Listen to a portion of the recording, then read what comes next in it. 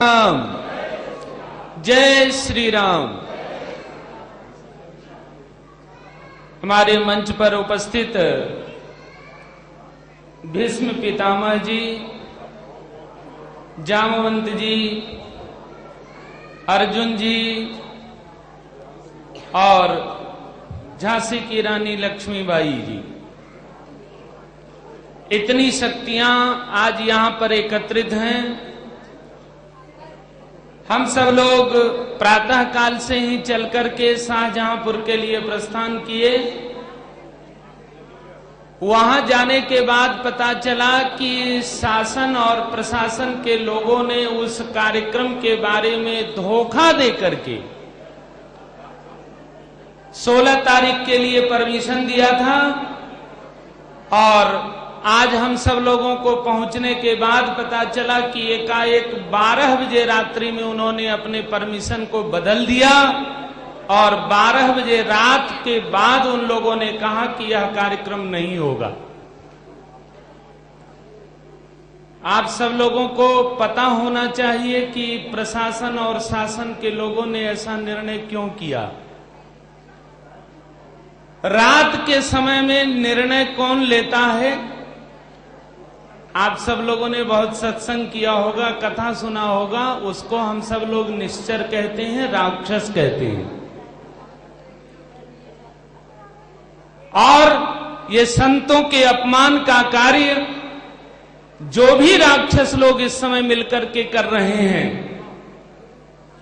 ये वही लोग सत्ता में बैठे हुए हैं जो 1990 में भी बैठे हुए थे और उस समय हिंदू समाज ने इनको चुनौती देते हुए कहा था कि हम सब लोगों ने राम जी के लिए, रामलला के लिए और राम जन्मभूमि के लिए कार सेवा करने का संकल्प ले लिया है, निश्चय ले लिया है और किसी भी ताकत के आगे हम सब लोग नहीं झुकेंगे। हमारी कार सेवा हर हालत में होकर के रहेगी। इन्हीं आतताइयों ने उस समय कहा था कि हमने ऐसी व्यवस्था किया है कि राम जन्मभूमि पर रामलला के पास तक एक परिंदा भी पर नहीं मार सकता है। उस समय हम लोगों ने इन आतताइयों की चुनौती को स्वीकार करते हुए अयोध्या वासियों ने कहा था, माननीय मुलायम सिंह जी, अगर आप अत्याचार पर उतारू हुए तो आपकी गोलियां कम पड़ जाएंगी, लेकिन राम भक्तों के सीने कभी इस भारतवर्ष में कम नहीं पड़ेंगे। इनके प्रतिबंध के बावजूद हम लोगों ने आज शाहजहांपुर में मीडिया को बुलाया।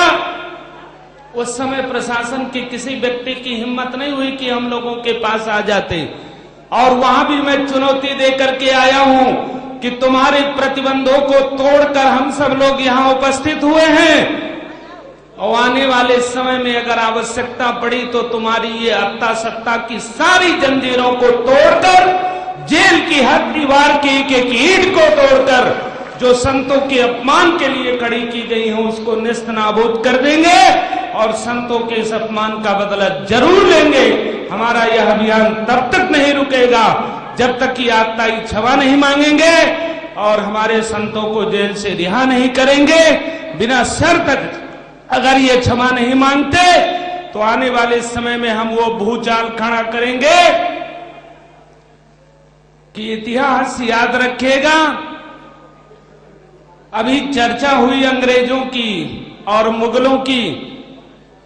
हमें थोड़ा मलाल कम है कि वो सब के सब विदेशी थे, लेकिन ये स्वदेशी होकर अपने आप को हिंदू कहलाने वाले, अपने आप को राम मनोहर लोहिया, रामायण और राम के चरित्र के अनुयायी होने वाले और ये इस प्रकार का कृत्य करने का साहस कर रहे हैं जो विदेशी भी नहीं कर सके। तो इनको भी बता देना चाहता हूं कि अब तक हमने युद्ध लड़े हैं बाहर के बदकारों से, लेकिन अब हमने संकल्प लिया है कि हम सब मिलकर लड़ेंगे देश के इन गद्दारों से और वह युद्ध का ऐलान हो चुका है। इलेक्शन बहुत नजदीक है। कुर्सी का सपना अगर नहीं छूटा और उसके बाद गलियों में खाक छानते हुए अगर ये नहीं घूमते रहे, तब तक हम संत लोग चुप नहीं बैठने वाले हैं। कान खोल करके ये सुन लें हमारा अभियान शुरू है और कभी नहीं रुकेगा। बस इतना ही कहते हुए समय और परिस्थिति के अनुसार आप सबको बहुत बहुत धन्यवाद। जय श्री राम। अभी अंतिम में हम सभी आरती करेंगे, उसके पूर्व में 2 मिनट हमारे बीच पधारे हुए अयोध्या से पूज्य स्वामी ब्रजमोहन दास